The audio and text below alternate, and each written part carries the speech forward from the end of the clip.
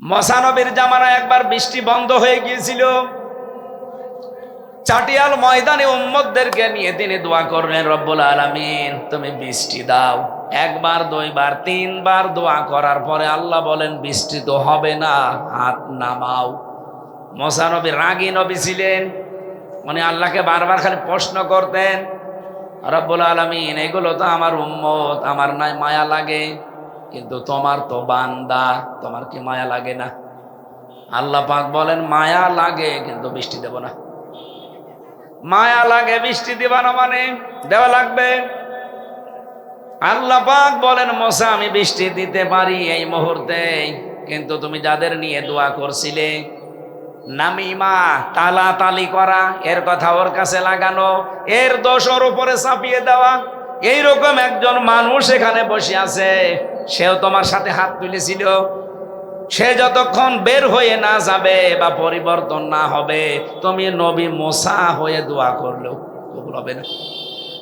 মুসা নবী রেগে গেছেন, এমন রাগা ওনার চুল টুপি দিয়ে খাড়া হয়ে বের হয়ে যেত। ডাক দিয়ে বলে, রব্বুল আলামিন তুমি শুধু ওই লোকটার নাম বলো, দেখো কি করি ওর। আল্লাহ বলেন না, আমি নিজেই নাম ধরে কথা বলতে নিষেধ করি, আর এখন আমি নাম বলে দেবা, সবার সামনে তারে অপমান করবা, হবে না। মুসা নবী বললেন, রব্বুল আলামিন তুমি যদি নাম না বলো, আমি তো আর আলিমুম বিদাতিস সুদূর না, যে মনের খবর জানি। চিন্তা করে দেখেন তো, মুসা নবীর মতো এত বড় পাওয়ারফুল নবী, যিনি আল্লাহর সাথে কথা বলতেন, কালিমুল্লাহ বলা হয় যাকে, সেই নবী বলছে আল্লাহ আমি তো আর আলিমুম বিদাতিস সুদূর না, যে মনের খবর কি আমি জানি। নবী মুসা যদি এটা না জানে, বাংলাদেশে বহু ভণ্ড পীর আছে, তারা মনের খবরও জানে। এগুলো যে ডাহা বাটপারি মিথ্যা প্রতারণা ধোঁকাবাজি ছাড়া আর কিছু বলেন। আজ যে বহু বানানো মাজার ভেঙ্গে ফেলা হচ্ছে, যদিও আমি এর পক্ষে না, আল্লাহর ওলিদের মাজার থাকবে সংরক্ষিত, আপনি সেখানে যেয়ে দোয়া করবেন শুধু, কিন্তু তার কাছে কিছু চাইবেন না। অথচ এই ভেড়া মারার বুকেও বহু জায়গায় আমরা মাজার বানিয়ে অনেকেই ব্যবসা করে খাচ্ছি।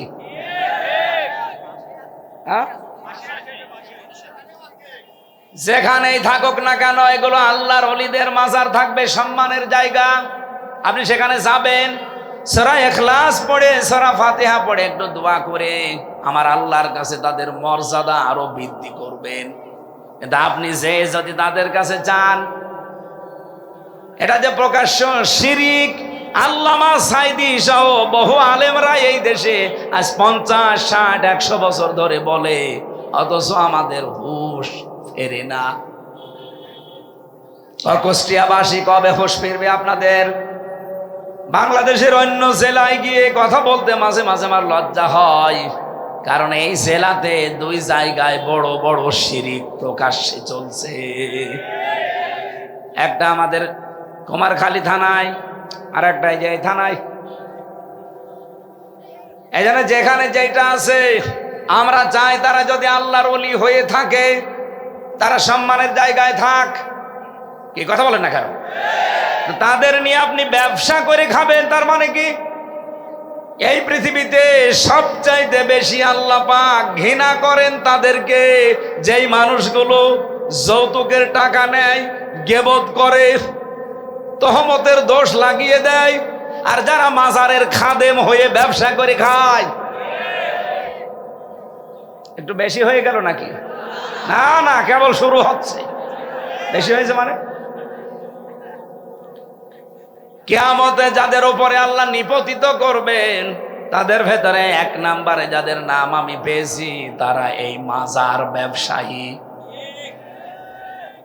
এই শক্ত কথাগুলো কোরআন হাদিস থেকে শক্তভাবে বলা হয়। এজন্য অনেকের ব্যবসায় ভাটা পড়ে, তখন তারা বলে হামজাকে ভোটই দেব না। কোন জায়গার ফতোয়া কোন জায়গায় দিচ্ছে? ওরে আমি বাঁচাতে চাই, মাজারে সেজদা করা, মাজারে মানত করা, আগরবাতি দেওয়া, কিছু চাওয়া, এটা প্রকাশ্য শিরিক। বলেন। আজকে রাজবাড়ী, গোয়ালন্দ এবং রাজশাহীতে 2টা মাজার মুসলিম জনতারা ভেঙ্গে দিয়েছে শুধু শিরিক হওয়ার কারণে। রাজবাড়িতে যে মাজারটা বানিয়েছে, আরে ভাই আপনি মাজার বানাবেন, মানুষ মারা গেছে, মাটি দিয়ে দেন, দোয়া করেন তার জন্য। কাবা শরীফের আদলে তার কবরটা উঁচু করে বানিয়েছে। যত রকমের শিরিকি কাজ কারবার সেখানে চলছে। এলাকার মুসলমানেরা সহ্য করতে না পেরে প্রশাসনকে জানিয়েছিল, তারা কান মুখ নাড়ে নাই। ইমানের তাকিদে শেষ পর্যন্ত আজকে সেটা ভেঙে দিয়েছে। যদিও তার লাশটা পড়িয়েছে, এটা আমরা এর পক্ষে না, কিন্তু যেখানে শিরিক হবে ওই জায়গাটার আস্তানা ধ্বংস করে দেওয়া এটা ইমানদারের কাজ। শিরিক হলে ওই জায়গায় আল্লাহর রহমত থাকে না। যারা একে অন্যের দোষ চাপিয়ে নিজেকে সাধু সাজান, নিজেকে ভালো মনে করেন, আপনি কি হচ্ছে জানেন? মুসা নবী বললেন, আল্লাহ আমি তো জানি না যে লোকটা কে, তুমি একটু বলো, ইঙ্গিত দাও। আল্লাহ পাক বলেন, না, নাম বলা যাবে না, তবে একটা সিস্টেম বলি, ওখানে যে সবাইকে নিয়ে তওবা করবা, ওই লোকটাও তোমার সাথে তওবা করবে, আর তওবা যদি কবুল হয়ে যায় সঙ্গে সঙ্গে বৃষ্টি নাজিল হবে। মুসা নবী বললেন, এখানে এরকম একজন লোক আছে যে নিজে দোষ করে অন্যের উপরে চাপিয়ে দেয়, অথবা এর কথা ওর কাছে লাগায়। আজ বাংলাদেশের বিভিন্ন পরিবারে, বিশেষ করে সমাজে, পাড়ায় পাড়ায় মানুষের ভেতরে মিল নেই শুধু এই গুনাহ থাকার কারণে। আর মেয়েদের অভ্যাস এটা আরো বেশি। এরা এক জায়গায় হলেই শুধু গেবত। এই কথা বলেন না কেন? কার কার বউ গেবত করে হাত তোলেন তো। একজন সম্মানিত মা বোনেরা, এরা যদিও ভয় পাচ্ছে যে রাতে আবার বিছানায় থাকতে দেন কিনা, এই জন্য হাত তুলছে না, কিন্তু আমি জানি মেয়েদের ভেতরে এই কবিরা গোনাটা বেশি। এই গোনার প্রচলন যে এলাকায় বেশি হয়ে যায়, সে এলাকায় আল্লাহ 4 নাম্বার যে রহমত, বৃষ্টি বন্ধ করে দেয়। মুসা নবী সবাইকে নিয়ে তওবা করলেন, তওবা করা শেষ, হাত তুললেন, সঙ্গে সঙ্গে আমার আল্লাহ বৃষ্টি দেওয়া আরম্ভ করে দিয়েছেন। এই জন্য এই গোনা যদি আমাদের কুষ্টিয়া জেলায় থাকে, আমরা এখান থেকে আজকে তওবা করে ফেলতে পারি না? বলেন বলেন। এরপরেও যদি আপনি এই গোনায় লিপ্ত থাকেন, নিজে দোষ করেন, অন্যের উপরে চাপিয়ে তাকে কালার করে দেন, আপনি এই মাহফিল থেকে চলে যান। কারণ আমরা যে দোয়া করবো, দোয়া কবুল হবে না আপনি থাকলে। দেখেন তো, ওই একজন চলে যাচ্ছে, দেখ মনে হয় ওই গোনা করে, ওই যে আরেকজন যাচ্ছে।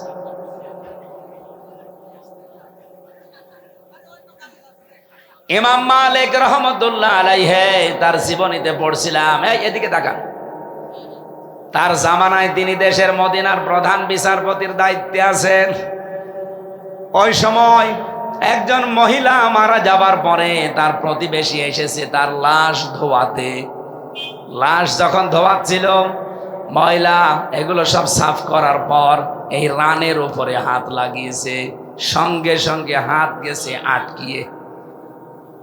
মহিলা হাত আর ছড়াতে পারে না, হাত ছড়াতে গেলে লাশও উঠে পড়ে।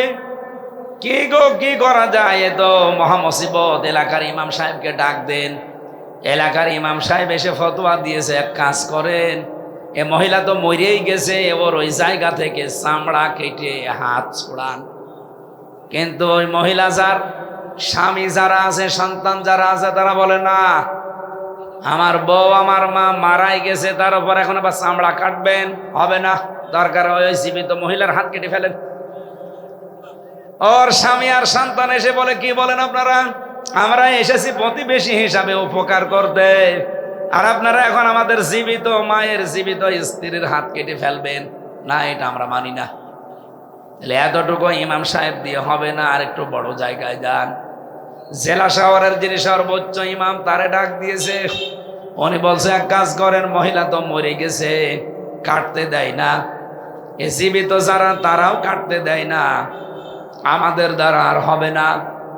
এই দেশের প্রধান বিচারপতি যিনি, হজরতে ইমাম মালিক, তারে ডাক দেন। ঘোড়ায় চড়ে গেলেন সেই মদিনায়, প্রায় 250 কিলোমিটার দূর। ওখান থেকে নিয়ে আসলেন এই এলাকাতে, অনেক ডাক দিলেন, পর্দা দিয়ে ঘিরে দাও, আমি মেয়েকে কয়েকটা প্রশ্ন করতে চাই। ইমাম মালিক রহমতুল্লাহ আলাইহি পর্দার আড়াল থেকে মেয়েটাকে জিজ্ঞাসা করছে, এই মেয়ে সত্যি করে বলো, লাশ ধোয়াতে গিয়ে কি কি হয়েছে? মেয়েটা বলে, ইমাম সাহেব আপনি আমারে বাঁচান, আমি কিচ্ছু করি নাই। না, যা হয়েছে সব বলা লাগবে, আমার কাছে কিন্তু কোরআন আর হাদিসের রাডার আছে, আমি ধরে ফেলবো। মেয়েটা বলছে, খলিফা ইমাম, আমি যখন লাশ ধোয়াচ্ছিলাম সর্বপ্রথম আমি একটা খারাপ মন্তব্য তার উপরে নিক্ষেপ করেছিলাম যে কিছুদিন আগে এই মেয়ে লোকটাকে আমি একটা যুবক ছেলের সাথে রিকশায় যেতে দেখেছি বা গাড়িতে যেতে দেখেছি। আমি মনে মনে ধারণা করেছিলাম ও তো দেখতে শুনতে ভালো, পর্দাও করে, কিন্তু চরিত্র ভালো না। এই যে খারাপ একটা ধারণা নিক্ষেপ করেছি তার উপরে, এ করতে করতে আমার হাত হঠাৎ করে তার এই রানের সাথে আটকিয়েছে, এরপরে আমি আর কিছু জানি না। ইমাম সাহেব বলে, হ্যাঁ আমি ধরে ফেলেছি।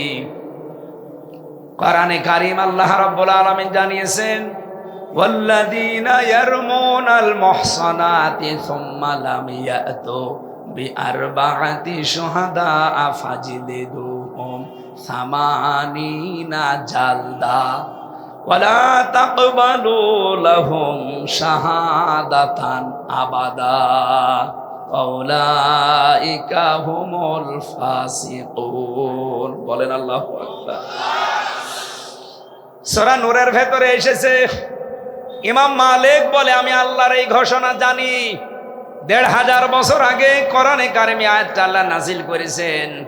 আল্লাহ পাক বলেন, কোন নির্দোষ নিরপরাধ কিচ্ছু জানে না ওই সম্পর্কে এমন একটা সতী সাধবী মেয়ে লোকের উপরে যদি কেউ ব্যভিচারের জেনার তহমত লাগিয়ে দেয়, তার চরিত্রের উপরে কিছু নিক্ষেপ করে, যারা প্রমাণ করতে পারে তাদের অসুবিধা নেই, কিন্তু 4 জন সাক্ষী নিয়ে আসা লাগবে।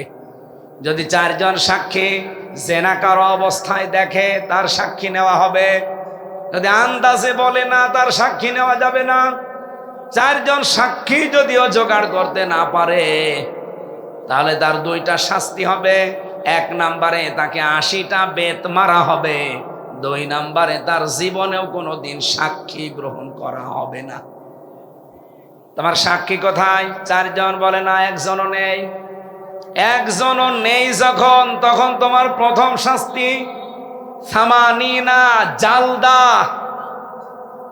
আমি তোমাকে 80টা বেতাঘাত করা হবে। এই মুহূর্তে রাষ্ট্রের জল্লাদকে ডাক দিয়ে বলে, আরম্ভ করো। আর দ্বিতীয় শাস্তি যদি এটা হয়ে যায়, যদি বেঁচে থাকে, কোনোদিন তার সাক্ষী এই পৃথিবীতে জীবিত অবস্থায় আর নেওয়া হবে না।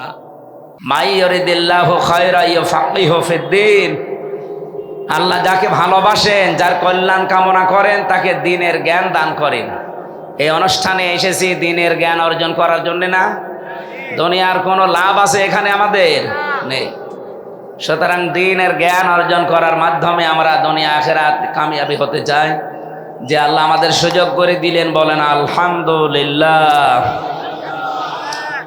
দরুদ আর সালাম পড়ছি আমাদের নবী, যাকে আল্লাহ এই মাসে, আজকের এই যে 12 তারিখ রবিউল আউয়াল মাসের, যদিও মতান্তর আছে যে 9 তারিখ অথবা 12 তারিখ, 12 তারিখটাই প্রসিদ্ধ এবং বিশুদ্ধ।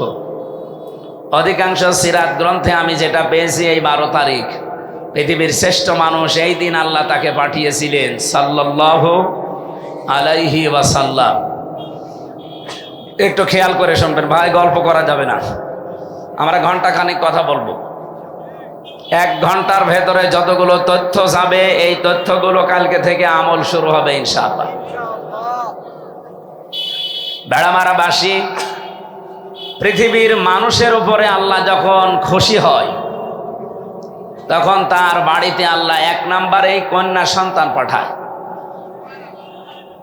এখানে যাদের কন্যা সন্তান আছে, তাদের উপরে আপনি আর কিছু না হোক, আল্লাহ খুশি ছিল, এই জন্য দিয়েছে। নবীজি বলেন, কোন বাড়িতে যদি কন্যা সন্তান আসে, সঙ্গে সঙ্গে ওখানে 4 জন ফেরেশতা চলে আসে। যখনই ও দুনিয়ার মুখ দেখে তখন তার মাথার ওপরে ফেরেশতারা নূরের যে হাত আছে এতে স্পর্শ দিতে থাকে, ডাক দিয়ে বলতে থাকে এই দুর্বল দেহটা একটা দুর্বল দেহ থেকে বের হয়ে এসেছে। এই মেয়েটাকে যে লালন পালন করবে, একে যে দিনের শিক্ষা দেবে এবং সৎ পাত্র দেখে পাত্রস্থ করবে, এই তিনটা কাজ যদি কোনো দায়িত্বশীল বাবা মা বড় ভাই যারাই দায়িত্বে থাকবে তাদের কফিল, এরা যদি পালন করতে পারে, কিয়ামতের দিন আমি আল্লাহর নবী আর ওই মেয়েটার লালন পালনকারী পাশাপাশি জান্নাতে থাকবো।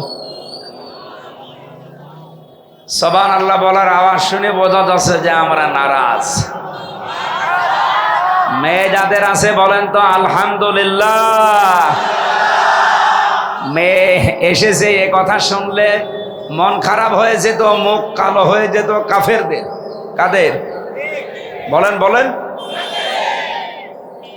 রব্বুল আলামিন বলেন ওয়াইদা বশশিরা আহাদুহুম বিল উনসা যাল্লা ওয়াজহুহু মুসওয়াদ্দা ওয়া হুয়া কাযীম। সূরা নাহলের ভেতরে এসেছে, হে নবী ওদের কাছে যখন আপনি কন্যা হয়েছে এই সংবাদ দেবেন, তখন দেখবেন ওদের মুখ চেহারা কালো হয়ে গেছে।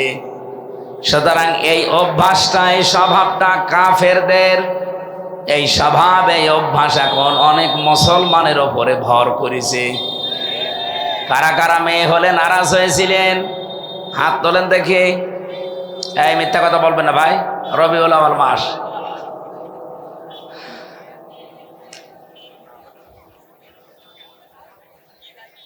না এই এলাকা ভালো আলহামদুলিল্লাহ, আমার নিজের জেলা তো এই বদনাম করা যাচ্ছে না, আর এটা রেকর্ড হচ্ছে সারা দুনিয়া যাচ্ছে। নিজের ঘরে যদি খড় না থাকে সারা দেশে আমার ওয়াজ চলবে, এখানে কিছু হলেও বলা যাবে না থক্কু। সুবহানাল্লাহ যারা পড়েছেন আমি আওয়াজ শুনে বুঝেছি, তারপরও বলছি ফেরেশতাদের দোয়া করার আগে কিন্তু শর্ত ছিল তিনটা। ফেরেশতা এমনিতেই দোয়া করে না, এই তিনটা শর্ত দিয়ে দোয়া করেছে। এক নম্বরে এই মেয়েটাকে যারা লালন পালন করবে, এর পেছনে যারা খরচ করবে তার সাধ্য মতো, এটা আমরা কম বেশি সবাই করছি। দুই নম্বরে এই মেয়েটাকে যারা ভালোবাসা দেবে এবং দিন শিক্ষা দেবে, যদিও দুই নাম্বার আর এক নাম্বারে এক ছিল, আমি ভাগ করে ফেলেছি। এক নাম্বারে যারা এই মেয়েটাকে ভালোবাসবে খুশি হবে, দুই নাম্বারের পেছনে যারা সাধ্য মতো খরচ করবে লালন পালনের জন্যে, তিন নাম্বারে এই মেয়েটাকে যারা দিন শিখাবে, চার নাম্বারে যারা সৎ পাত্র দেখে পাত্রস্থ করবে। এই চারটা কাজ যেই মানুষটা পালন করবে কিয়ামত পর্যন্ত আল্লাহর রহমত তার সাথে থাকবে। না শব্দটা বোঝেননি? ফেরেশতারা কিন্তু বলেননি যে দুনিয়া পর্যন্ত তার সাথে আল্লাহর রহমত থাকবে। ফেরেশতাদের ভাষা ছিল ইলা ইয়াউমিল কিয়ামাহ, কিয়ামত পর্যন্ত আল্লাহর দয়া রহমত ওই মা বাবার প্রতি থাকবে।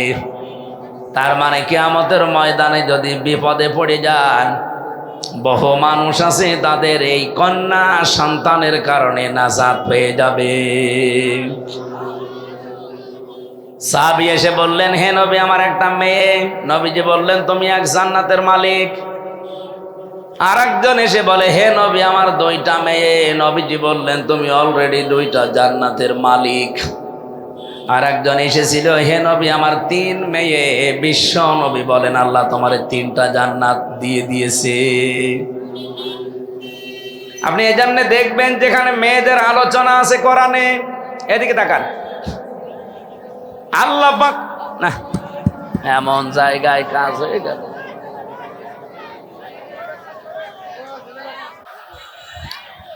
সুবহানাল্লাহ আলহামদুলিল্লাহ লা ইলাহা ইল্লাল্লাহ। এখানে কথা বেশি হচ্ছে ভাই, বসেন। সুবহানাল্লাহ আলহামদুলিল্লাহ লা ইলাহা ইল্লাল্লাহ লা ইলাহা ইল্লাল্লাহ মুহাম্মাদুর রাসূলুল্লাহ। কুষ্টিয়াবাসী কন্যা সন্তানের ব্যাপারে যে কথাগুলো শুনছিলাম, আমাকে আল্লাহ পাক তিনটা কন্যা দিয়েছেন। এই হাদিস দ্বারা আমি বিশ্বাস করি, যদি এই শর্তগুলো দুনিয়ায় আদায় করতে পারি, মহান আল্লাহ আমাকেও নবীজির সাথে জান্নাত দান করবেন। বলেন আমিন। এজন্য কন্যা যাদের আছে আপনি আনন্দে থাকবেন, খুশি থাকবেন। নবীজি জানিয়েছেন, কোন ঘরে যদি একটা কন্যা সন্তান থাকে, ওটা যদি আল্লাহ বলা হয়, ওটা জান্নাতের একটা টুকরা। জোরে বলেন সুবহানাল্লাহ। দ্বিতীয় নম্বরে পেয়েছি, আল্লাহ যদি এই লোকটার উপরে আর একটু বেশি খুশি হয়, তাহলে তার বাড়িতে আল্লাহ মেহমান পাঠায়। কিন্তু আমরা এ বিষয়ে নারাজ। কোন মানুষের উপরে আল্লাহ যদি একটু খুশি হয়, কন্যা দেয়, আর একটু বেশি খুশি হলে তার বাড়িতে মেহমান পাঠায়। তার মানে মেহমান যদি কারো বাড়িতে আসে, আপনি মন খারাপ করবেন না, মনে করবেন তার রিজিক আল্লাহ সাথে করেই পাঠিয়েছেন।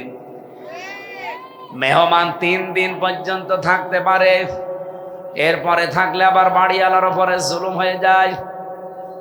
3 দিনের ভেতরে মেহমান আপনার বাড়িতে যা খাবার দাবার খাবে, যা খরচ হবে, তার পেছনে সব সাদকা। সুবহানাল্লাহ বলতে পারেন না? বলেননি কেন? জানি মেহমান আসলে তো ওরা নারাজ হয়ে যায়। 3 নম্বরে বিশ্ব নবী বলেন, আল্লাহ যদি ওই লোকটার উপরে আরো একটু বেশি খুশি হয়, তখন তার শরীরের ভেতরে অথবা পরিবারের রোগ শোক চাপিয়ে দেয়। সুতরাং রোগ যাদের হয়, মন খারাপ করা যাবে না, এটা আল্লাহর দয়া। আল্লাহ চায় আমার এই বান্দাকে আমি নিষ্পাপ অবস্থায় দুনিয়া থেকে বিদায় দেব।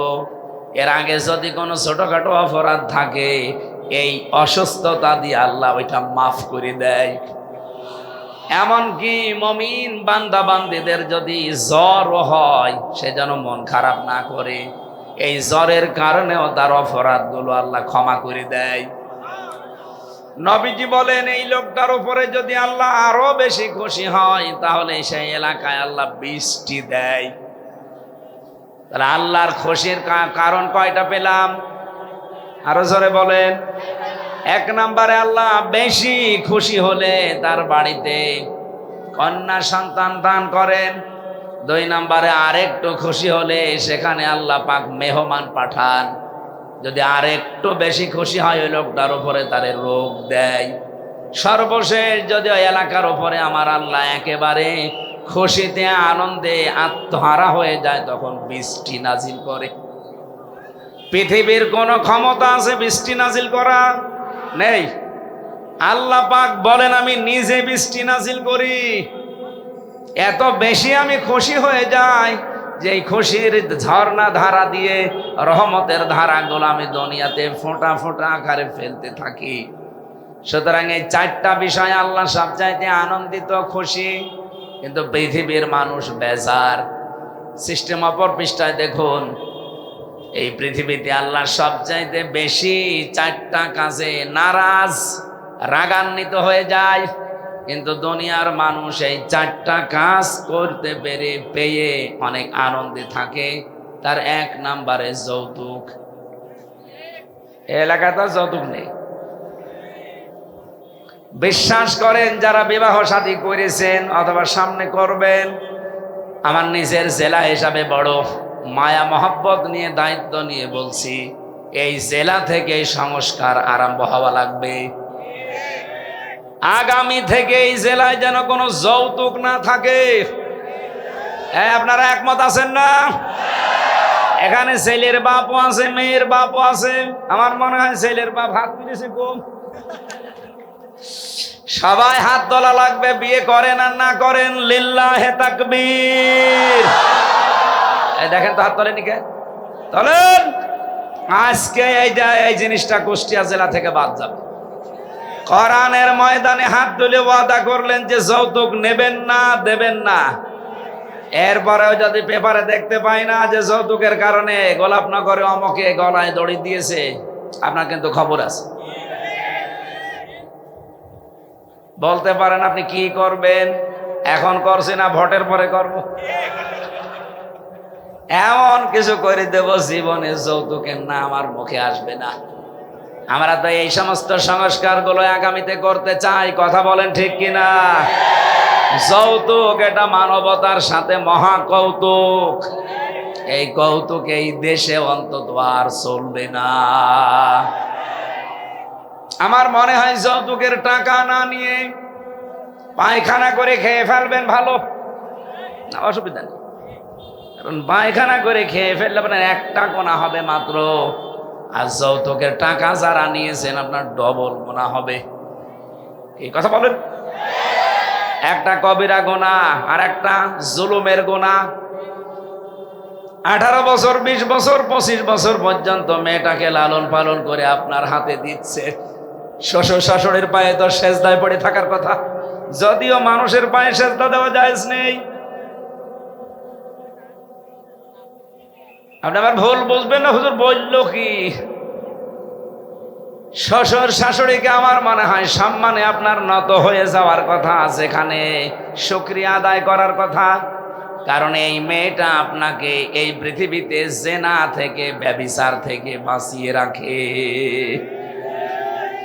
এত বড় নিয়ামত আপনার জীবনে যেই শ্বশুর আর শাশুড়ি তৈরি করে দিল, এরপরও তার কাছে মোটরসাইকেল নেওয়া লাগবে, 2 লাখ টাকা নেওয়া লাগবে, এর মতো বড় জালেম দুনিয়ায় আর নেই। এরকম জুলুম করেছেন কারা? হাত তোলেন দেখি।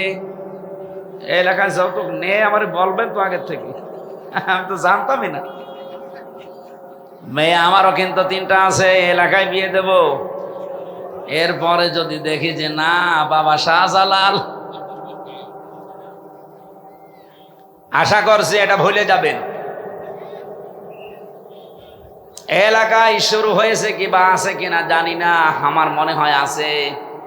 এই যে বরযাত্রী যাওয়া মেয়ের বাড়িতে, এটা কিন্তু ইসলামে নেই, এটা হিন্দুদের কালচার থেকে এসেছে।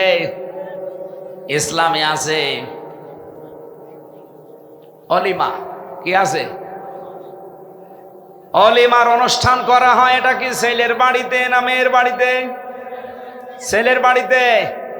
সুতরাং আপনি যদি কিছু করতেই চান, বিবাহ করতে পেরেছেন, আনন্দ করবেন, করেন, অলিমা করেন নিজের বাড়িতে।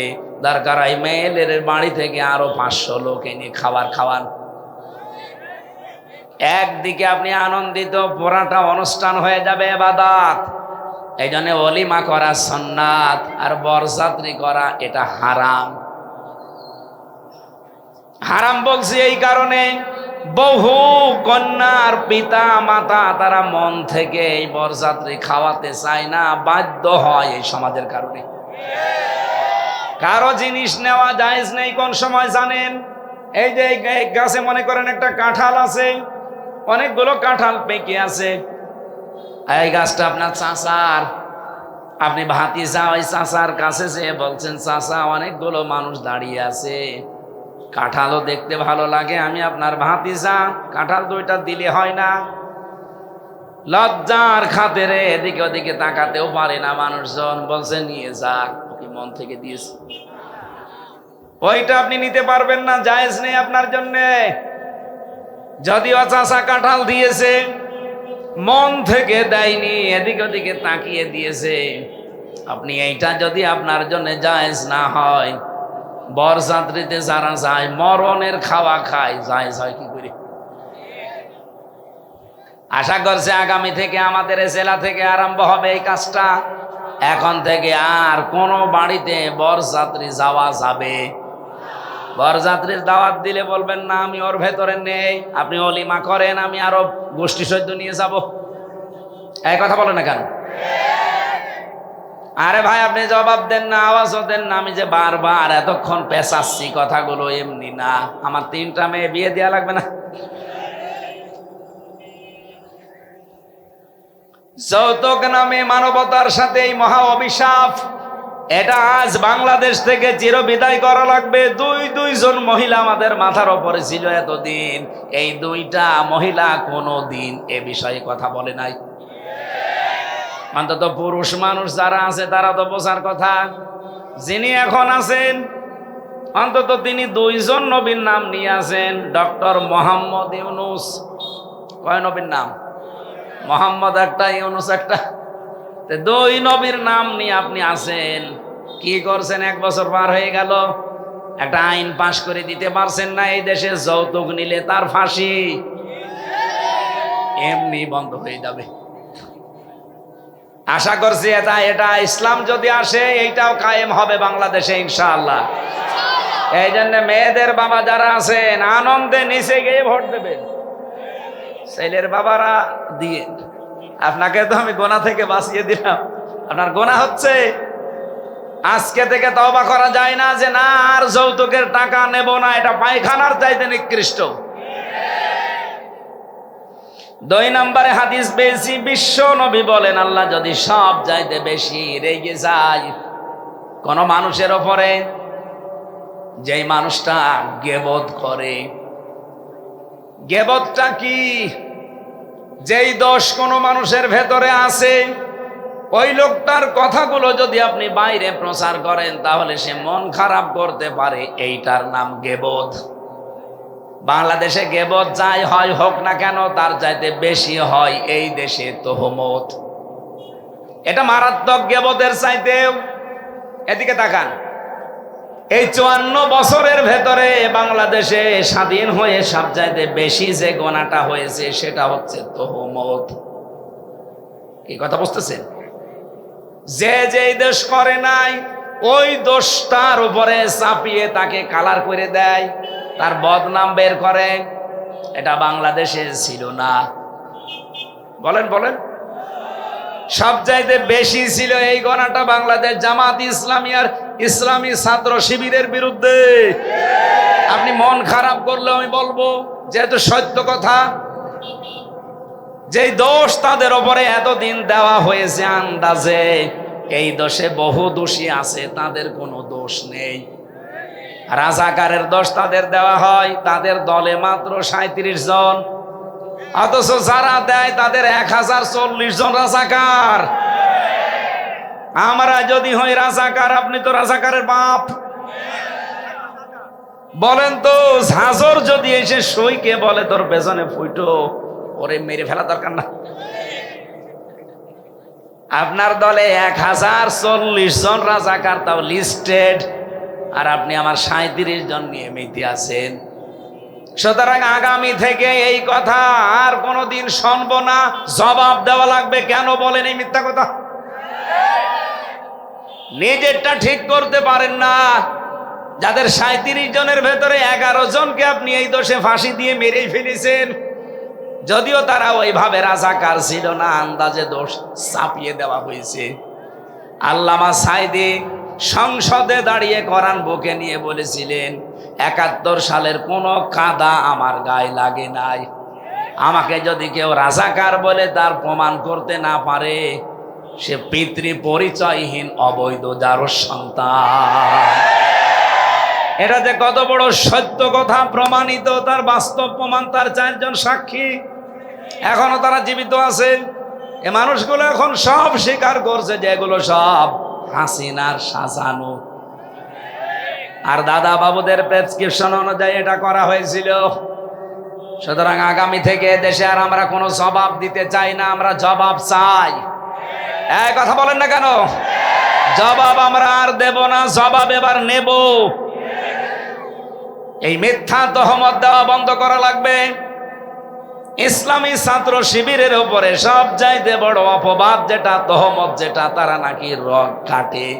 আরে ভাই, বৈধভাবে যদি কোনো রগ কাটার বিষয় আসে তাহলে রগ না করলেও কাটা যায়, কিন্তু আজ পর্যন্ত 77 সাল থেকে শুরু করে 25 সাল এ পৃথিবীর সবাই জানে ছাত্র শিবিরে কোনো রগ কাটা লোক নেই। কিন্তু যারা বলে দেখেন তাদের অধিকাংশ গুলো রগ কাটাকাটি করে এখনো হাসপাতালে। এটা কবে বন্ধ করবেন আপনি? আপনি তো এলাকায় বসবাস হওয়ার অযোগ্য বানিয়ে ফেলছেন। কারণ যারা তহমত দেয় ওই এলাকার মানুষের ওপরে আল্লাহর বড় বড় দয়ার ভেতরে বৃষ্টি একটা, ওইটা আল্লাহ বন্ধ করে দেয়। কথা বুঝতেছেন? এটাকে আমি বানালাম। মুসা নবীর জামানায় একবার বৃষ্টি বন্ধ হয়ে গিয়েছিল। চাটিয়াল ময়দানে উম্মতদেরকে নিয়ে তিনি দোয়া করলেন, রব্বুল আলামিন তুমি বৃষ্টি দাও। একবার, দুইবার, তিনবার দোয়া করার পরে আল্লাহ বলেন বৃষ্টি তো হবে না, হাত নামাও। মুসা নবী রাগী নবী ছিলেন, উনি আল্লাহকে বারবার খালি প্রশ্ন করতেন, রব্বুল আলামিন এগুলো তো আমার উম্মত, আমার নাই মায়া লাগে, কিন্তু তোমার তো বান্দা, তোমার কি মায়া লাগে না? আল্লাহ পাক বলেন মায়া লাগে কিন্তু বৃষ্টি দেব না। মায়া লাগে বৃষ্টি দিবা না মানে দেওয়া লাগবে। আল্লাহ পাক বলেন মুসা আমি বৃষ্টি দিতে পারি এই মুহূর্তে, কিন্তু তুমি যাদের নিয়ে দোয়া করছিলে নামিমা তালাতালি করা, এর কথা ওর কাছে লাগানো, এর দোষ ওর উপরে চাপিয়ে দেওয়া, এইরকম একজন মানুষ এখানে বসে আছে, সেও তোমার সাথে হাত তুলেছিল। সে যতক্ষণ বের হয়ে না যাবে বা পরিবর্তন না হবে, তুমি নবী মুসা হয়ে দোয়া করলেও কবুল হবে না। মুসা নবী রেগে গেছেন, এমন রাগা ওনার চুল টুপি দিয়ে খাড়া হয়ে বের হয়ে যেত। ডাক দিয়ে বলে রব্বুল আলামিন তুমি শুধু ওই লোকটার নাম বলো, দেখো কি করি ওর। আল্লাহ বলেন না, আমি নিজেই নাম ধরে কথা বলতে নিষেধ করি, আর এখন আমি নাম বলে দেবা, সবার সামনে তারে অপমান করবা, হবে না। মুসা নবী বললেন রব্বুল আলামিন তুমি যদি নাম না বলো, আমি তো আর আলিমুম বিদাতিস সুদূর না, যে মনের খবর জানি। চিন্তা করে দেখেন তো, মুসা নবীর মতো এত বড় পাওয়ারফুল নবী, যিনি আল্লাহর সাথে কথা বলতেন, কালিমুল্লাহ বলা হয় যাকে, সেই নবী বলছে আল্লাহ আমি তো আর আলিমুম বিদাতিস সুদূর না, যে মনের খবর কি আমি জানি। নবী মুসা যদি এটা না জানে, বাংলাদেশে বহু ভণ্ড পীর আছে, তারা মনের খবরও জানে। এগুলো যে ডাহা বাটপারি মিথ্যা প্রতারণা ধোঁকাবাজি ছাড়া আর কিছু বলেন। আজ যে বহু বানানো মাজার ভেঙ্গে ফেলা হচ্ছে, যদিও আমি এর পক্ষে না, আল্লাহর ওলিদের মাজার থাকবে সংরক্ষিত, আপনি সেখানে যেয়ে দোয়া করবেন শুধু, কিন্তু তার কাছে কিছু চাইবেন না। অথচ এই ভেড়া মারার বুকেও বহু জায়গায় আমরা মাজার বানিয়ে অনেকেই ব্যবসা করে খাচ্ছি।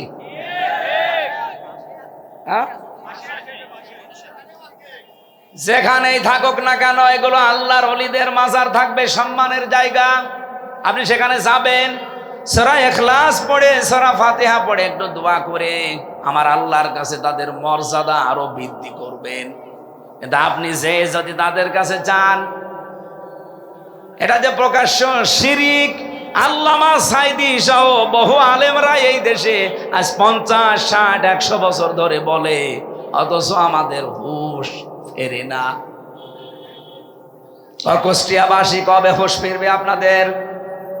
বাংলাদেশের অন্য জেলায় গিয়ে কথা বলতে মাঝে মাঝে আমার লজ্জা হয়, কারণ এই জেলাতে 2 জায়গায় বড় বড় শিরিক প্রকাশ্যে চলছে। একটা আমাদের কুমারখালী থানায়, আর একটা এই থানায়। এই জন্য যেখানে যেটা আছে, আমরা চাই তারা যদি আল্লাহর ওলি হয়ে থাকে, তারা সম্মানের জায়গায় থাক। কি কথা বলেন না কেন? তাদের নিয়ে আপনি ব্যবসা করে খাবেন, তার মানে কি?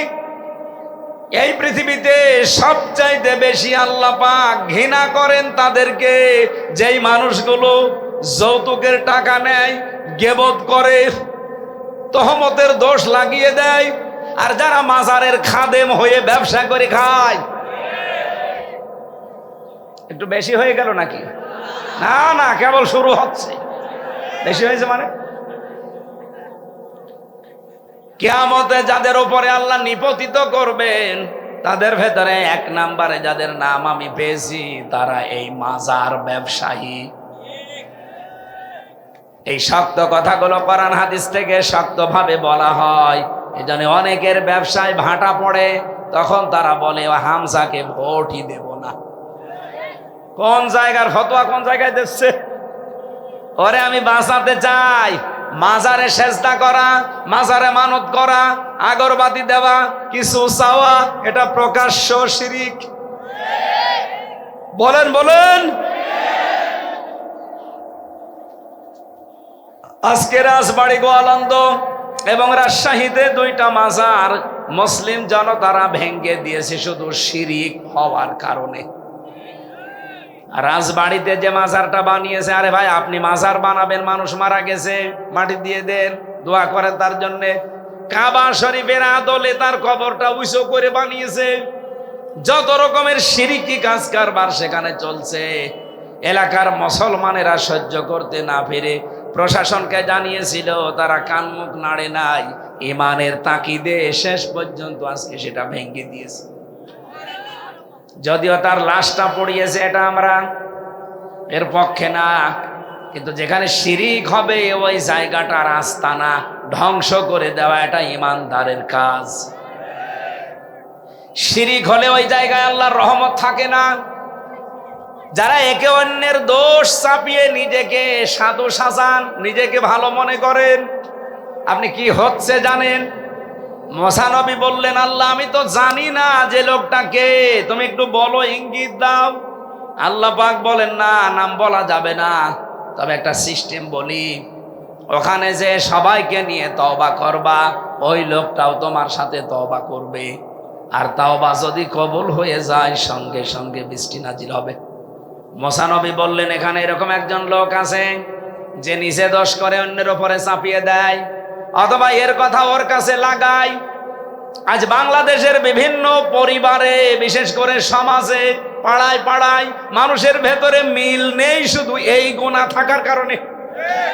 আর মেয়েদের অভ্যাস এটা আরো বেশি। এরা এক জায়গায় হলেই শুধু গেবত। এই কথা বলে না কেন? কার কার বউ গেবত করে হাত তোলেন তো। একজন সম্মানিত মা বোনেরা, এরা যদিও ভয় পাচ্ছে যে রাতে আবার বিছানায় থাকতে দেন কিনা, এই জন্য হাত তুলছে না, কিন্তু আমি জানি মেয়েদের ভেতরে এই কবিরা গোনাটা বেশি। এই গোনার প্রচলন যে এলাকায় বেশি হয়ে যায়, সে এলাকায় আল্লাহ 4 নাম্বার যে রহমত, বৃষ্টি বন্ধ করে দেয়।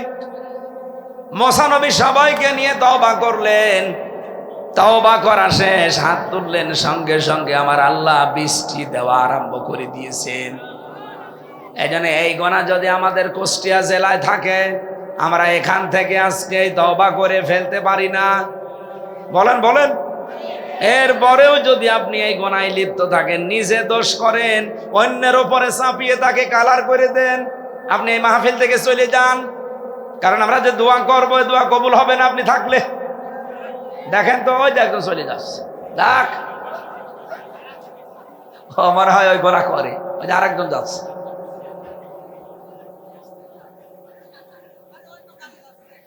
ইমাম মালিক রহমতুল্লাহ আলাইহি তার জীবনীতে পড়ছিলাম, এদিকে তাকান, তার জামানায় তিনি দেশের মদিনার প্রধান বিচারপতির দায়িত্বে আছেন। ওই সময় একজন মহিলা মারা যাবার পরে তার প্রতিবেশী এসেছে তার লাশ ধোয়াতে।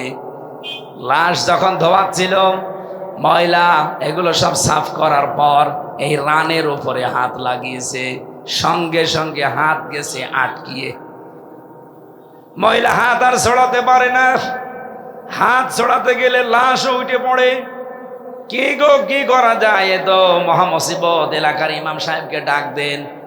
এলাকার ইমাম সাহেব এসে ফতোয়া দিয়েছে, এক কাজ করেন, এ মহিলা তো মরেই গেছে, ওর ওই জায়গা থেকে চামড়া কেটে হাত ছোড়ান।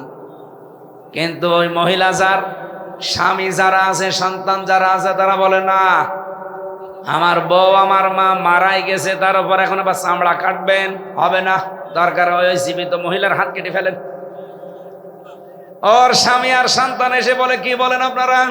আমরা এসেছি প্রতিবেশী হিসাবে উপকার করতে, আর আপনারা এখন আমাদের জীবিত মায়ের, জীবিত স্ত্রীর হাত কেটে ফেলবেন? না, এটা আমরা মানি না। তাহলে এতটুকু ইমাম সাহেব দিয়ে হবে না, আর একটু বড় জায়গায় যান। জেলা শহরের যিনি সর্বোচ্চ ইমাম, তারে ডাক দিয়েছে। উনি বলছে এক কাজ করেন, মহিলা তো মরে গেছে, কাটতে দেয় না, জীবিত যারা তারাও কাটতে দেয় না, আমাদের দ্বারা আর হবে না। এই দেশের প্রধান বিচারপতি যিনি হজরতে ইমাম মালিক, তারে ডাক দেন। ঘোড়ায় চড়ে গেলেন সেই মদিনায়, প্রায় 250 কিলোমিটার দূর। ওখান থেকে নিয়ে আসলেন এই এলাকাতে। অনেক ডাক দিলেন, পর্দা দিয়ে ঘিরে দাও, আমি মেয়েকে কয়েকটা প্রশ্ন করতে চাই। ইমাম মালিক রহমতুল্লাহ আলাইহি পর্দার আড়াল থেকে মেয়েটাকে জিজ্ঞাসা করছে, এই মেয়ে সত্যি করে বলো, লাশ ধোয়াতে গিয়ে কি কি হয়েছে? মেয়েটা বলে, ইমাম সাহেব আপনি আমারে বাঁচান, আমি কিচ্ছু করি নাই। না, যা হয়েছে সব বলা লাগবে, আমার কাছে কিন্তু কোরআন আর হাদিসের রাডার আছে, আমি ধরে ফেলবো। মেয়েটা বলছে, খলিফা ইমাম, আমি যখন লাশ ধোয়াচ্ছিলাম সর্বপ্রথম আমি একটা খারাপ মন্তব্য তার উপরে নিক্ষেপ করেছিলাম যে কিছুদিন আগে এই মেয়ে লোকটাকে আমি একটা যুবক ছেলের সাথে রিকশায় যেতে দেখেছি বা গাড়িতে যেতে দেখেছি। আমি মনে মনে ধারণা করেছিলাম ও তো দেখতে শুনতে ভালো, পর্দাও করে, কিন্তু চরিত্র ভালো না। এই যে খারাপ একটা ধারণা নিক্ষেপ করেছি তার উপরে, এ করতে করতে আমার হাত হঠাৎ করে তার এই রানের সাথে আটকিয়েছে, এরপরে আমি আর কিছু জানি না। ইমাম সাহেব বলে, হ্যাঁ আমি ধরে ফেলেছি। কোরআনে কারীম আল্লাহ রাব্বুল আলামিন জানিয়েছেন, ওয়াল্লাযীনা ইয়ারমুনাল মুহসানাতি সুম্মা লাম ইয়াতু বিআরবাআতি শুহাদা ফাজলিদুহুম সামানিনা জালদা ওয়ালা তাকবালু লাহুম শাহাদাতান আবাদা আউলাইকা হুমুল ফাসিকুন। বলেন আল্লাহু আকবার। সূরা নূরের ভেতরে এসেছে, ইমাম মালিক বলে, আমি আল্লাহর এই ঘোষণা জানি। 1500 বছর আগে কোরআনে কারিমে আয়াতটা আল্লাহ নাজিল করেছেন। আল্লাহ পাক বলেন, কোন নির্দোষ নিরপরাধ কিচ্ছু জানে না ওই সম্পর্কে এমন একটা সতী সাধবী মেয়ে লোকের উপরে যদি কেউ ব্যভিচারের জেনার তহমত লাগিয়ে দেয়, তার চরিত্রের উপরে কিছু নিক্ষেপ করে, যারা প্রমাণ করতে পারে তাদের অসুবিধা নেই, কিন্তু 4 জন সাক্ষী নিয়ে আসা লাগবে। যদি 4 জন সাক্ষী জেনাকার অবস্থায় দেখে, তার সাক্ষী নেওয়া হবে। যদি আন্দাজে বলে না, তার সাক্ষী নেওয়া যাবে না। 4 জন সাক্ষী যদিও জোগাড় করতে না পারে, তাহলে তার 2টা শাস্তি হবে। 1 নম্বরে তাকে 80টা বেত মারা হবে, 2 নম্বরে তার জীবনেও কোনোদিন সাক্ষী গ্রহণ করা হবে না। তোমার সাক্ষী কোথায়? 4 জন বলে, না 1 জনও নেই। 1 জনও নেই যখন, তখন তোমার প্রথম শাস্তি সামানিনা জালদা, আমি তোমাকে 80টা বেতাঘাত করা হবে। এই মুহূর্তে রাষ্ট্রের জল্লাদকে ডাক দিয়ে বলে, আরম্ভ করো। আর দ্বিতীয় শাস্তি যদি এটা হয়ে যায়, যদি বেঁচে থাকে, কোনোদিন তার সাক্ষী এই পৃথিবীতে জীবিত অবস্থায় আর নেওয়া হবে না। আমি ওনার জীবনী পড়তে গিয়ে পেলাম, আমার মাঝে মাঝে ওই সময় মনে হচ্ছিল, বাংলাদেশে যদি এই আইনটা, বিশেষ করে সূরা নূরের আইনটা সংসদে আমরা চালু করে দিতে পারতাম, এই দেশে মিথ্যা সাক্ষীর জন্য যায় আছে 1 জনেও জেল খাটা লাগতো না। মামলার আয়ুদেরকে ধরে আগে জেলে নেওয়া লাগতো, কারণ ওরা এই মিথ্যা সাক্ষীগুলো লেখে। আমার মামলার আয়ু যেটা, ওইটা কুষ্টিয়ার চোড়হাসের 4 জনকে টাকা পয়সা দিয়ে ম্যানেজ করেছে, তাও নিজের টাকা না, আমারে ধরে নেওয়ার পরে আমার বাবারে বলেছে টাকা দেন 10 লাখ, নাইতে আমার রিমান্ডে কিন্তু দেব। সর্বশেষ আমার বাবা তাড়াতাড়ি করে 8 লাখ টাকা দিয়েছে। মামলার ওই আয়ু এখনো জীবিত আছে, বাড়ি ব্রাহ্মণ কি মাদারীপুরে। এই লোকটা ওখানে 4 জন, 2 জন হিন্দু, 2 জন নামে মুসলমান।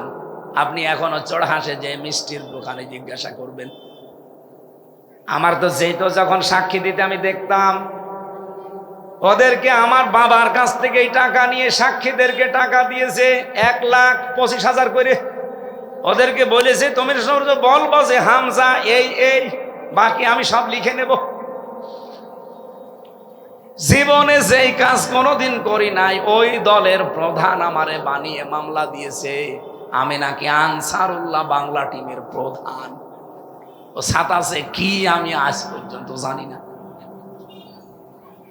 আমার প্রথম মামলায় ছিল আমি নাকি আনসারুল্লাহ বাংলা টিমের সারা বাংলাদেশের প্রধান। আপনি নাম শুনেছেন? কেউ কেউ শুনতে পারেন, আমি তো ওর আগে ভালো জানতাম না। আমারে বলছে কি কি জানেন লেখেন, ওই রিমান্ডে মাটির নিচে। আমি বলছি কিচ্ছু জানি না, আপনাদের কাছেই শুনছি। জানি না তখন লিখবো কি? ওনারা নিজেরাই বানিয়ে বানিয়ে লিখে ওই সাক্ষীদের কাছ থেকে সই নিয়ে ওইটাই চালিয়ে দিয়েছে। আমার নামে বলেছে উনি 164 দিয়েছে, এই দেখেন ওনার কথা। অথচ একটা কথাও আমার না, সব ওদের লিখিত। এই কারণে 3 বছর আমারে আটক করে রেখেছিল, ছাড় দেয়নি। আমার মতো বহু মানুষ আমি দেখেছি ভেতরে বিনা কারণে, এই মিথ্যা সাক্ষীর কারণে তারা জেল খাটতেছে, ওই বিষয়ে তারা কিচ্ছু জানে না। আমার তো মনে হয় আগামীতে বাংলাদেশে আইন পাশ করা দরকার। কেউ কারো বিরুদ্ধে যদি মামলা দেয়, আর মামলা যদি প্রমাণ করতে না পারে যে দেবে, তারেও জেলে দেওয়া লাগবে। বলেন, আপনার কারণে কোন কারণে আমি 3টা বছর জেল খাটলাম? বলেন, প্রমাণ হয়ে গেছে যে আগস্টের 5 তারিখের পরে মামলা আমার শুধু জামিন না, খারিজ হয়ে গেছে। আদালত কর্তৃক আমি নির্দোষ, আমার কোনো দোষ তারা পায়নি, সম্পৃক্ততা পায়নি। তাহলে 3 বছর আমাকে জেলে রাখলেন কেন? এই জন্য মামলার আয়ু থেকে একেবারে হাসিনা পর্যন্ত সবাই দায়ী। আর কথা বলেন না কেন? এই দেশে আগামী থেকে এরকম মিথ্যা সাক্ষী, এটা সংস্কার করা দরকার না? আমরা এই সংস্কার চাই। এইটা চাইতে গেলে তখন মানুষের মন পাওয়া যায় না। অত দরকারকে আগে নির্বাচন দেন, আমরা করে নেব। তোমরা করবা, তোমরা যত মিথ্যা মামলা এখনই 1 বছর 1 মাসের ভেতরে বানিয়ে ফেলেছো। বাংলাদেশ জামাত ইসলামের শ্রদ্ধাভাজন আমির, উনি আগস্টের 5 তারিখের পরেই বলেছিলেন, না আমরা কারো বিরুদ্ধে মিথ্যা মামলা দিতে চাই না, সত্য যারা তাদের ওপরে আপনি অ্যাকশন নেন, তো মিথ্যা কারো ওপরে দোষারোপ আমরা চাপাতে চাই না। উনি এই হাদিস জানেন। তাই তো বহু মানুষ দেখলাম মিথ্যা মামলা দিয়ে মিথ্যা সাক্ষী জোগাড় করে একেবারে বাবা শাহজালাল সব হালাল করে খেয়ে যাচ্ছে। না, এ থানায় নেই। ইমাম মালিক ডাক দিয়ে বলেন, আল্লাহর বান্দি, আজকে থেকে জীবনে যতদিন বেঁচে আছো কোনোদিন তোমার আর সাক্ষী গ্রহণ করা হবে না, এ তোমার শাস্তি। প্রথম যেহেতু তোমার কোনো সাক্ষী নেই, 4 জন, তুমি আন্দাজে মনে মনে ধারণা করে এই কাজ করেছো। যে মেয়েটা মারা গেছে তার স্বামীকে তার ছেলেকে জিজ্ঞাসা করা হচ্ছে যে এই যে একটা যুবক ছেলের সাথে বাড়িতে যাচ্ছিল, এই ছেলেটাকে, স্বামী বলছে ওইটা আমার শালীর ছেলে। বলেন তো, শালীর ছেলে হলে এই মেয়েটার কি হয়? বোনের ছেলে। যেই 14 জন মহিলার সাথে দেখা করা জায়েজ আছে, তার ভেতরে বোনের ছেলে আছে না নেই? এই বলেন না কেন? 14 জন পুরুষ মানুষের সাথে আপনি দেখা করতে পারবেন। আপনার বাবা, আপনার ছেলে, আপনার ভাই, আপনার দুধ ভাই, এরপরে আপনার বোনের ছেলে, আপনার ভাইয়ের ছেলে, আপনার জামাই। জামাই মানে আপনি মেয়েজার সাথে বিয়ে দিয়েছেন, ওইটা জামাই। এরকম 14 জনের নাম আমি সূরা নিসার ভেতরে পেয়েছি। এই 14 জনের সাথে আপনি দেখা করতে পারবেন, কথা বলতে পারবেন, কিন্তু মুখমণ্ডল, হাতের কবজি আর পায়ের পাতা খোলা রাখা, বাকি শরীর ঢেকে রাখা লাগবে। কথা বুঝতেছেন? মেয়েরা যদি কেউ দেখা করতে চান, তাহলে 14 জন পুরুষের নাম সূরা নিসার 21 নম্বর আয়াতটা পড়ে নেবেন। যাদের সাথে বিবাহ করা হারাম, এদের সাথে দেখা করা জায়েজ, কিন্তু শুধু মুখ, হাত আর পায়ের পাতা বাদ দিয়ে পুরা শরীর ঢেকে রাখা লাগবে। বলেন তো, এই যে 14 জনের নাম আমি একটা একটা করে এখন বলবো, এর ভেতরে স্বামীর নাম আছে না? একে ওয়াজ শুনছে নাকি ওকে মাজারে আছে? আমি এটা আপনাদের জন্য বলছি না, মেয়েদের জন্য। আপনার স্বামীর নাম নেই কেন? স্বামীর কাছে আপনার কোনো পর্দা নেই। যেই মহিলা তার স্বামীর সামনে যত বেশি খোলামেলা থাকবে তত বেশি তার সওয়াব বাড়তে থাকবে। যেই কয়টা চুল আপনি স্বামীর সামনে খুলে রাখবেন অতগুলো সওয়াব পাবেন। নবীজি বলেন, কোন স্ত্রী যদি স্বামীকে আনন্দ দেওয়ার জন্য হাসে, হাসতে গিয়ে যদি দাঁত বের হয়ে যায়, একটা দাঁত বের হলে একটা নফল হজের সওয়াব হয়, দুইটা বের হলে দুইটা নফল হজের সওয়াব হয়, 6টা দাঁতের কথা আছে। আমার মনে হয় বারবার সুবহানাল্লাহ বললে বাড়ি যেয়ে দেখবো না দাঁত কেলিয়ে পড়ে আছে। কি গো, হুজুর ওয়াজ করলে যত দাঁত দেখবো তত সওয়াব। এই জন্য আমি আর নামলাম না, দরকার নেই, দুইটাই থাক। সম্মানিত মা বোনেরা, আমি জানি আপনারাও দাঁত বের করেন স্বামী বাদ দিয়ে দোলা ভাইয়ের সামনে। হ্যাঁ, কথা বলে। এরকম মহিলা দেশে নেই? একজন মেয়ে লোকের জন্য মরণের মতো কঠিন এবং ভয়ঙ্কর হচ্ছে 2 জন পুরুষ। মৃত্যুকে মানুষ যেমন ভয় করে, এই 2 জন পুরুষকে যেন এরকম ভয় করে চলে। তার একজন হচ্ছে দোলা ভাই আর একজন দেবর। আর এই দেশে এই 2 জনের সামনে কোনো পর্দা থাকে না, অথচ এই 2 জন সম্পর্কে ভয়ঙ্কর। এদের থেকে আরো বেশি দূরত্ব বজায় রাখা লাগবে। একজন মেয়ে লোকের জন্য যেমন 2 জন পুরুষ মানুষ ভয়ঙ্কর, মৃত্যুর মতো একজন পুরুষের জন্যও 2 জন মহিলা সবচাইতে ভয়ঙ্কর। একজন হচ্ছে তার শালী আর একটা ভাবি। অনেকে ফতোয়া বের করেছে ভাবি আমার মায়ের মতো, ওর দাঁত খুলে ফেলা দরকার শয়তান। কয়দিন পরে দেখা যাচ্ছে ভাবিরে নিয়ে আল্লাহ রাস্তায় চলে গেছে। আরে ভাবির যদি মায়ের মতো হয়, মায়ের সাথে কেউ পালায়, হ্যাঁ কথা বলেন না কেন? তার মানে আপনার এটা ফন্দি ফিকির। এই ভেড়া মারায় যদি কেউ এরকম মনে করে থাকেন, বাদ দেন এই ধান্দা।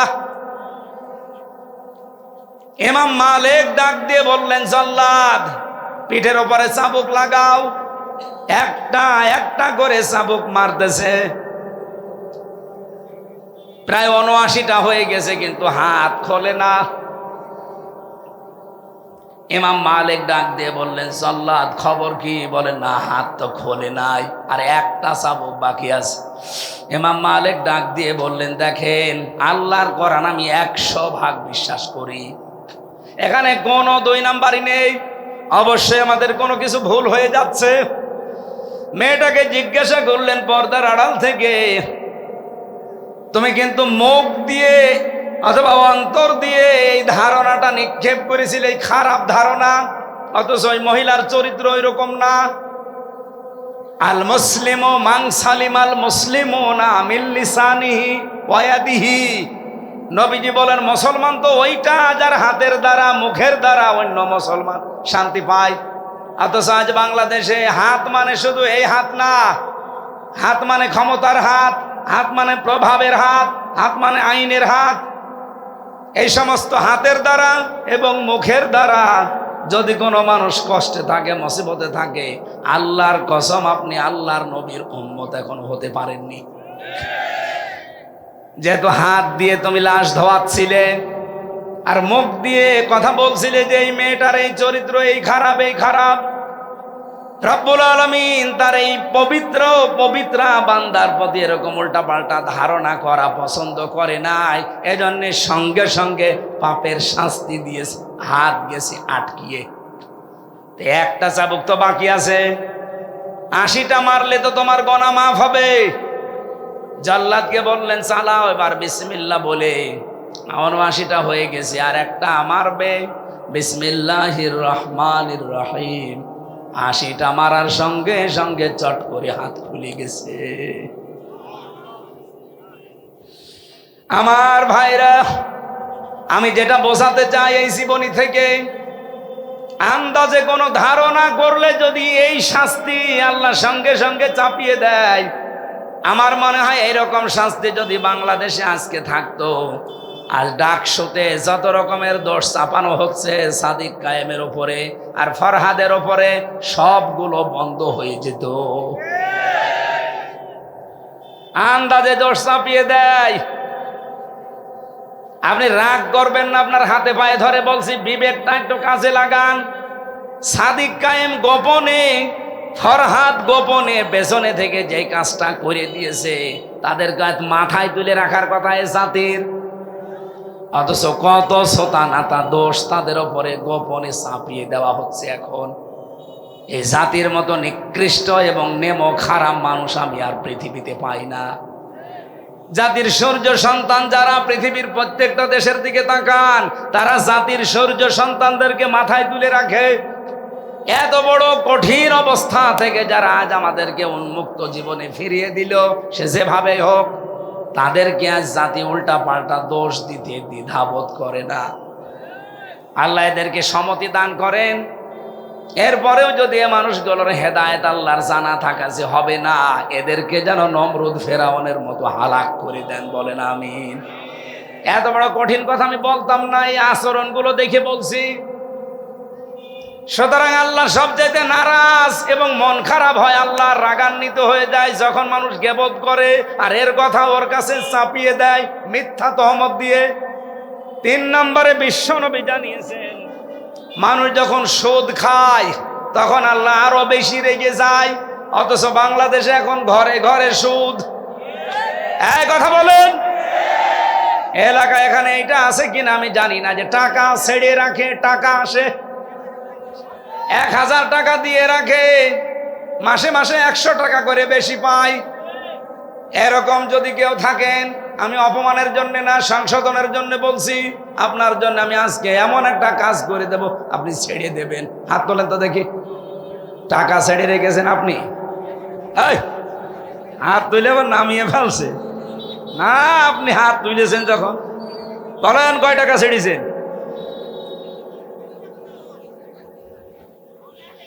এই 10-20 হাজার মানুষের সামনে আপনার লজ্জা হয়? কিয়ামতের দিন এই লোকটা যদি সত্যি টাকা ছেড়ে রাখে, যতই দাঁড়ি থাক, এই কপালে লেখা থাকবে সুদখোর। আরে মুখের ওপরে লেখা থাকবে মায়ের সাথে জেনাকারী। অথচ এখন আমরা এই অপরাধটা দেখতে পাচ্ছি না। আল্লাহ সাত্তার নামের কারণে এগুলো গোপন আছে। কিয়ামতের দিন আল্লাহ এটা ওপেন করে দেবে। যে যে অপরাধ করছেন ওইটা কিন্তু তার এই শরীরের ভেতরে ফুটে উঠবে। আপনি কার জন্য করছেন এই সুদের টাকা ইনকাম? আপনি বলেন তো আপনার বউকে যে সুদ খেয়ে এত বড় লোক আমি, এত কিছু উপায় করি তোমাদের শান্তির জন্য, গোনা যদি একটু হয় তোমরা নিবা। আমার মনে হয় কোনো বউ রাজি হবে। আজকে এই বাড়ি যে পরীক্ষা করি তো, যে আমার চলতে কয় টাকা লাগে, আমি আমার নিজের জন্য না, তোমাদের শান্তি সুখের জন্য কিন্তু একটু উল্টাপাল্টা করি, গোনা একটু হয় আমিও জানি। এখন বলো তো আমার এই অপরাধটা তোমরা একটু ভাগ নেবে? একটা বউ, একটা ছেলে মেয়ে, কেউ রাজি হবে না। কার জন্য চুরি করছেন? যার জন্য চুরি করি সেই যদি কিয়ামতে বলে চোর, এরকম পাগল চোর দেশে আছে। আমরা এরকম পাগল হতে চাই? আল্লাহ আমাদের হেফাজত করুন। 4 নম্বরে সবচাইতে বেশি আমার আল্লাহ একেবারে যখন সর্বশেষ রেগে যায়, যখন আল্লাহ দেখে লোকটা মিথ্যা কথা বলছে। আর এইটাই বাংলাদেশে বেশি। বলেন, বিশ্বে আমি যতগুলো দেশে এই ছোট বয়সে ঘুরেছি, সবচাইতে বেশি মিথ্যা পেয়েছি বাংলাদেশ আর ভারতে। বিশ্বের কোন দেশে আমি এত মিথ্যা কথা পাইনি। এমনকি চরিত্র পর্যন্ত, এই যে চুরি করার স্বভাব, অন্যের জিনিস নিজের মনে করে নিয়ে যায়। মালয়েশিয়া বিশ্ববিদ্যালয়ে ঘুরছিলাম, হঠাৎ করে দেখে একটা মোবাইল পড়ে আছে। আমার সাথে যে ছেলেরা ছিল তারা এই দেশের না, অন্য দেশের। 120টা দেশের ছেলে মেয়ে সেখানে পড়াশোনা করছে। আমারে বলছে, মাওলানা এই যে মোবাইলটা পড়ে আছে, বিশাল ক্যাম্পাস, আমাদের কুষ্টিয়া বিশ্ববিদ্যালয়ের প্রায় 20 ডবল বড় হবে, এত বড় বিশাল এরিয়া। এই এলাকা থেকে ওই এলাকা যেতে মানুষ গাড়ি নিয়ে যায়। আমারে বলছে যে মোবাইলটা পড়ে আছে, এর পাশ দিয়ে যদি শুধু বাংলাদেশ আর ভারতের ছেলে মেয়েরা না যায়, কিয়ামত পর্যন্ত মোবাইল পড়ে থাকবে, কেউ নেবে না।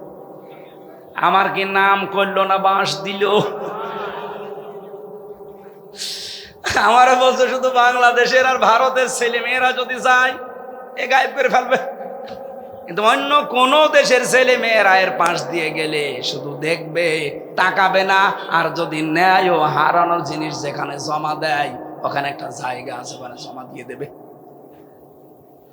আমি ওনার ভাষায় জিজ্ঞাসা করলাম ইংরেজিতে, যে ভাই আপনি কি আমার সুনাম করলেন না বাঁশ দিলেন? আচ্ছা, আপনাদের দেশের মানুষের চরিত্র এইতে বলবো কি? আমরা এই চরিত্র পাল্টাতে চাই না। বলেন বলেন। আজকে থেকে একটা নিয়ত করা যায়, যত বড় বিপদ আসুক আর যাই হয়ে যাক, জীবনে আর কোনোদিন মিথ্যা কথা বলবো না। যারা রাজি আছেন হাত তোলেন তো, লিল্লাহে তাকবীর। এই দেখেন তো হাত তোলেনি কে? এই যে এরা হাত না তুলে বসে আছে, তোলেন।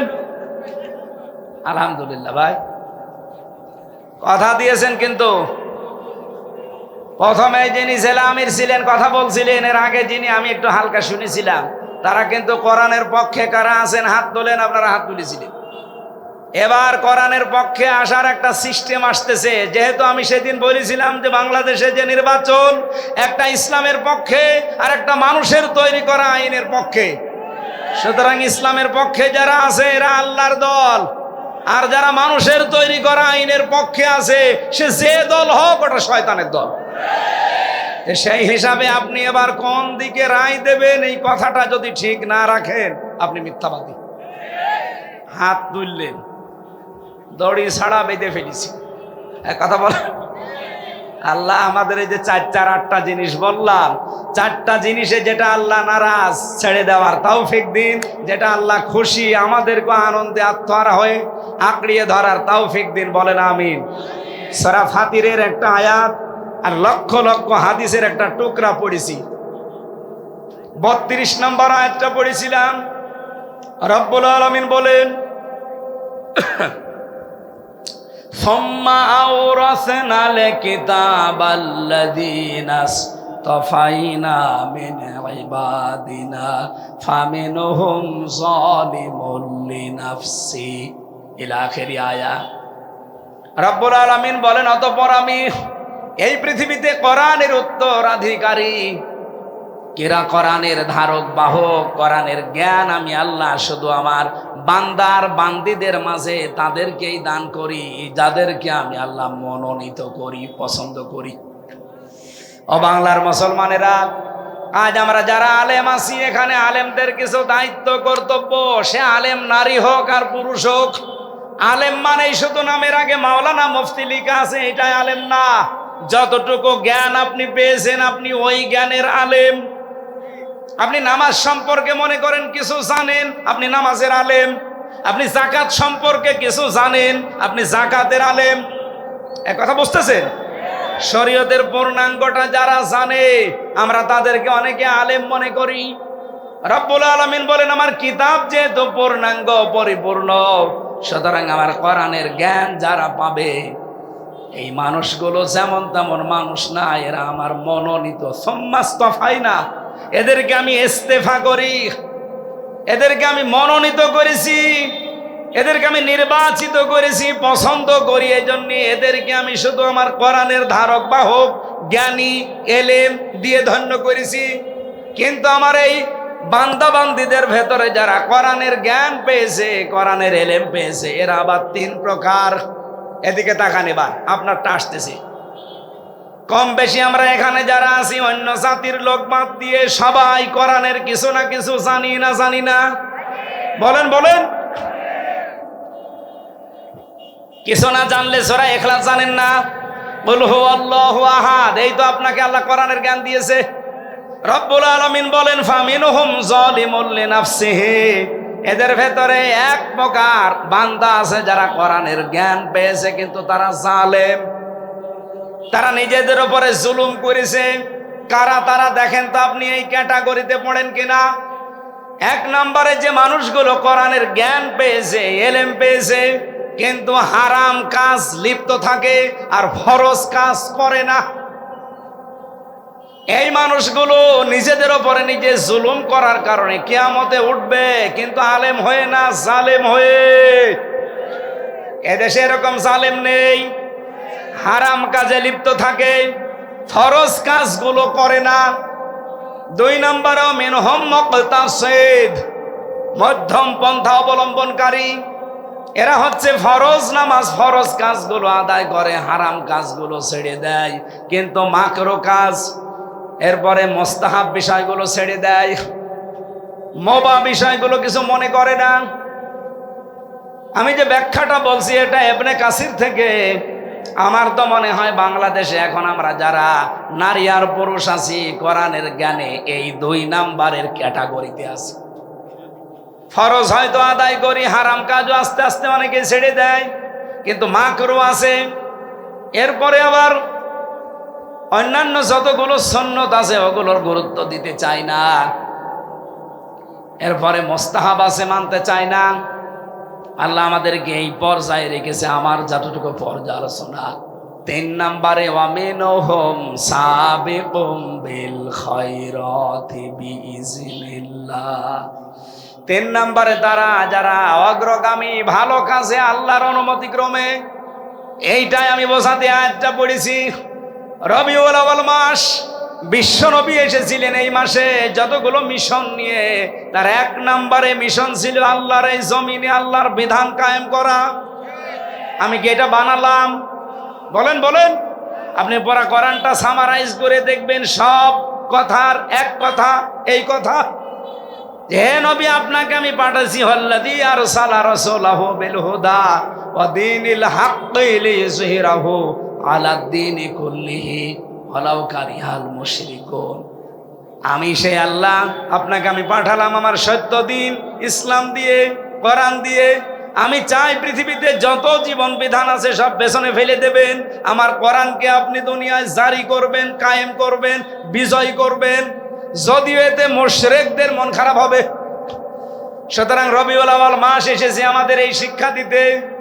আমরা এই দেশে এখন আল্লাহর বিধান কায়েম করতে চাই, যদিও যারা শিরিক করে তাদের কাছে এটা ভালো লাগবে না। কথা বলেন না কেন? আলেমদের ভেতরে 3 নাম্বার যেটার পর্যায়, এটা অনেকে আমরা এখনো যেতে পারিনি। আল্লাহ যাদেরকে নির্বাচিত করেছেন, মনোনীত করেছেন, ভালোবেসেছেন, পছন্দ করেছেন, তাদেরকে এই কাজটা আল্লাহ অ্যাক্টিভ ভাবে করার সুযোগ দেয়। যেমন আল্লামা সাঈদীকে আল্লাহ দিয়েছিলেন। উনি যদি পীর হতেন, সারা জীবন পীর সাহেবগিরি করতেন, কত কিছুর মালিক হয়ে যেতেন আপনি বলেন। তার মতো বড় পীর বাংলাদেশে আর কাউকে পেতেন আপনি? এত মুরিদও তার কেউ থাকতো না, এত মুরিদ হয়তো তার, কিন্তু জীবনে তিনি এই 3 নাম্বারটা বেছে নিয়েছেন। অমিনহুম সাবিকুম বিল খায়রাত। এই খয়রাতের ব্যাখ্যায় আমি প্রায় 25টা বিষয় পেয়েছি। একটা একটা করে সিরিয়াল করে আমি দেখেছি। সর্বপ্রথম খয়রাত, ভালো কাজ আল্লাহর দৃষ্টিতে এই জমিনে দিন কায়েম করা। কুষ্টিয়াবাসী বড় ভালোবাসি আপনাদের। আমি চাই নারী পুরুষ যারা এসেছেন এটা একবারে বুঝে ফেলেন। আপনি যত তাড়াতাড়ি বুঝবেন তত তাড়াতাড়ি আপনি কল্যাণ পাবেন।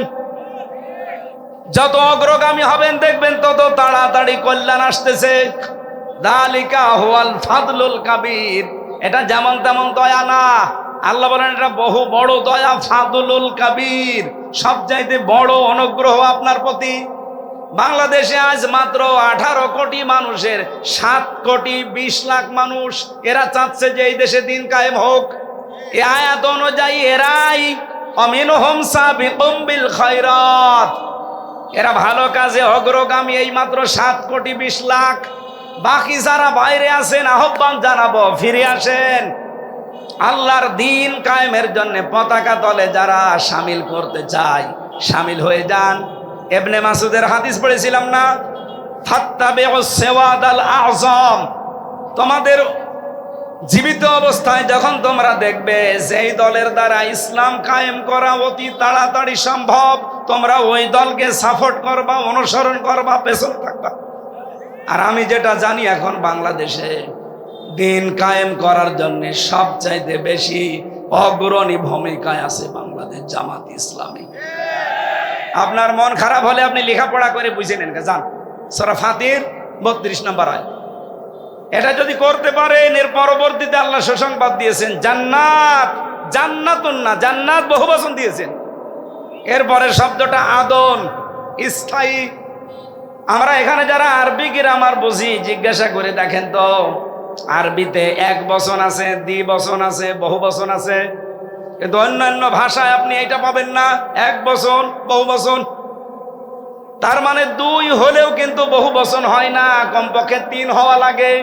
আল্লাহ যে জান্নাতুন না দিয়ে জান্নাত বহুবচন দিয়েছেন, তাফসিরে মুফাসসিরে লিখেছেন কোন মানুষকে যদি আল্লাহ এই পৃথিবীর ময়দানে দিন কায়েমে শরীক থাকার কারণে তাকে যদি জান্নাত দান করেন, একটা না কমপক্ষে 3টা জান্নাত দান করবেন। আর এক একটা জান্নাত হবে এই ভেড়া মারার মতো। বলেন, তামাম পৃথিবীর সমান এক একটা জান্নাত হবে। আমরা যেহেতু লোভে পড়েছি, আমরা করছি, মন থেকে করছি, ইখলাসের সাথে করছি। আপনাদেরকে আহ্বান জানাচ্ছি, দুনিয়া থাকবেন না, আমিও 100 বছর পরে এখানে থাকবো না, আপনিও থাকবেন না। আসেন এই বহু বচন যে 3টা জান্নাত কমপক্ষে পাওয়া যাবে, এইটা পাওয়ার জন্যে অফি যালিকা ফালিয়াতানা ফাসিল মুতানাফিসুন। এবার প্রতিযোগিতা আরম্ভ করি আমরা সবাই মিলে এই জান্নাতটা পাওয়ার জন্য। যেখানে একটা জান্নাতের কথা বলেন না আল্লাহ, কয়টা বলেন? বলেন, সবাই যেন কমপক্ষে 3টা জান্নাতের মালিক হতে পারি, সেই রাস্তায় এগিয়ে আসার আহ্বান জানাচ্ছি।